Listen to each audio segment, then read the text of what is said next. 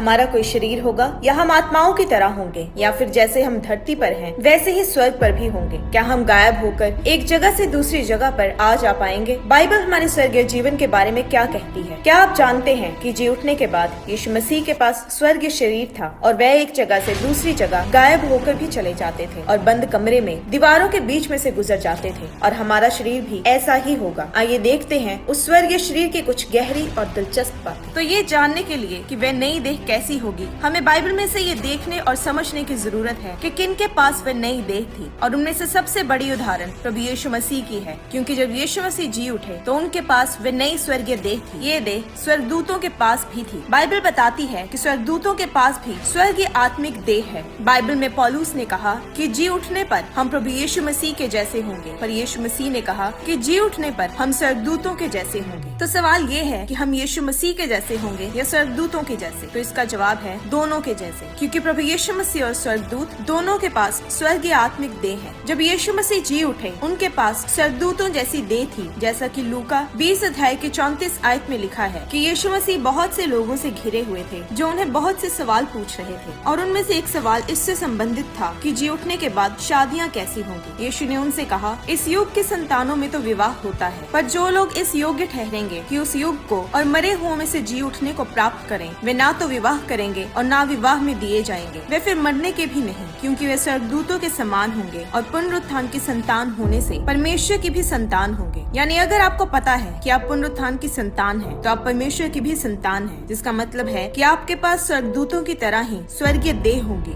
यानी वैसी ही देह जैसे यीशु मसीह के पास थी। ज्यादातर जब आप लोगों को स्वर्गीय आत्मिक देहों की बात करते देखेंगे तो वह सोचते हैं कि हम आत्माओं की तरह दिखेंगे, जिससे हम जिस्मानी रूप में इस दुनिया में काम नहीं कर पाएंगे, पर ऐसा नहीं है। पहला कुरिन्थियों 15 अध्याय के 40 आयत में लिखा है कि स्वर्गीय देह हैं और पार्थिव देह भी हैं, परंतु स्वर्गीय देहों का तेज और है और पार्थिव का और। तो पृथ्वी की देह कैसी होती है ये तो आपको पता है। कई बार आप बीमार पड़ जाते हैं, कई बार आपके शरीर में दर्द रहती है। आप जानते हैं कि आपके पृथ्वी की देह में कुछ सीमाएं हैं। पौलुस ने जी उठने के बाद हमारे शरीर के बारे में बताया है कि जी उठने वाली देह धरती पर की हमारी देह से अलग होगी। धरती पर हमारी देह मर जाती है, परंतु जी उठने के बाद हमारी देह अमर होगी। धरती पर हमारे शरीर बीमार हो जाते हैं, परंतु जी उठने के बाद हमारे शरीर में कोई बीमारी ना होगी। धरती पर हमारा शरीर कमजोर हो सकता है, पर जी उठने के बाद हम सामर्थी रहेंगे। अभी हम शारीरिक दुनियावी जीव हैं, परंतु तब हमारे पास आत्मिक देह होगी। पर इसका मतलब ये नहीं कि हम आत्माओं की तरह बिना किसी शरीर के रहेंगे जो आसपास की चीजों को महसूस ना कर पाए। लिखा है कि जैसे हमने उसका रूप जो मिट्टी का था धारण किया, वैसे ही उस स्वर्गीय का रूप भी धारण करेंगे। जब यीशु मसीह जी उठे तो उनके सब चेले एक कमरे में बंद थे। वे दरवाजा बंद करके डर के मारे बैठे थे, क्योंकि उन्हें डर था कि मरने की अगली बारी उनकी है, और वे यीशु की मौत के गम में थे। और यीशु मसीह एकदम से उनके सामने आकर हाजिर हो गए। यीशु मसीह ऐसा कर सकते थे जैसा कि यूहन्ना 20 अध्याय की 19 आयत में लिखा है कि उसी दिन जो सप्ताह का पहला दिन था, संध्या के समय वहाँ के द्वार जहाँ चेले थे यहूदियों के डर के मारे बंद थे। तब यीशु आया और उनके बीच में खड़ा होकर उनसे कहा, तुम्हें शांति मिले। फिर लूका 24 अध्याय की 36 आयत में लिखा है कि वे ये बातें कह ही रहे थे कि यीशु आप ही उनके बीच में आ खड़ा हुआ और उनसे कहा,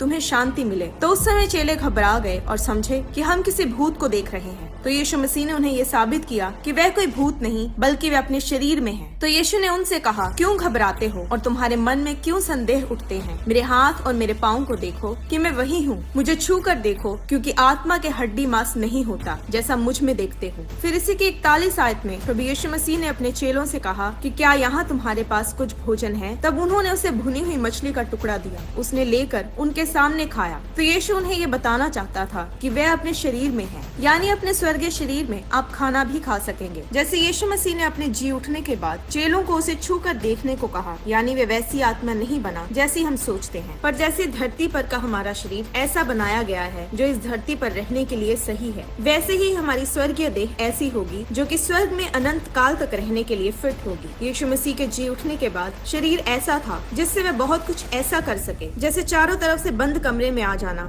जब यीशु मसीह जीवित हुए तो वे वैसे ही दिखते थे जैसा वे दिखना दिखना चाहते थे। यहाँ धरती पर रहते हुए लोग जैसा दिखना चाहते हैं वैसा दिखने के लिए बहुत कुछ करते हैं। कई अलग अलग डाइट फॉलो करते हैं, प्लास्टिक सर्जरीज कराते हैं। बाइबल में यीशु मसीह के बारे में लिखा है कि जब वे जी उठे, वे मार्ग से जा रहे थे तो वे कुछ लोगों को मिले, पर वे ये नहीं चाहते थे कि वो लोग उन्हें पहचाने, क्योंकि वे ये जानना चाहते थे कि लोग मसीह की मृत्यु के बारे में क्या कहते हैं। और जब यीशु मसीह उनसे मिले तो उनका रूप बदल चुका था और उन लोगों ने यीशु मसीह से बातें की पर उसे पहचान ना पाए। पर जब यीशु मसीह ने चाहा कि वे उन्हें पहचान लें तो वे उसे पहचान पाए, क्योंकि तब यीशु मसीह उस रूप में आ गए थे जिसे उनके चेले पहचानते थे। तो यीशु मसीह अलग अलग तरह से दिखाई देते थे जैसे वे चाहते थे। जी उठने के बाद यीशु मसीह लोगों को ज्यादातर उसी रूप में नजर आए जिस रूप में वे धरती पर रहे। पर बाइबल में हमें ये भी बताया गया है कि वे स्वर्गीय महिमामय शरीर में कैसे दिखाई देते थे, जिससे हमें ये भी पता लगता है कि हम कैसे दिखाई देंगे। प्रकाशित वाक्य 1 अध्याय की 10 आयत में यूहन्ना को दिखाया गया कि यीशु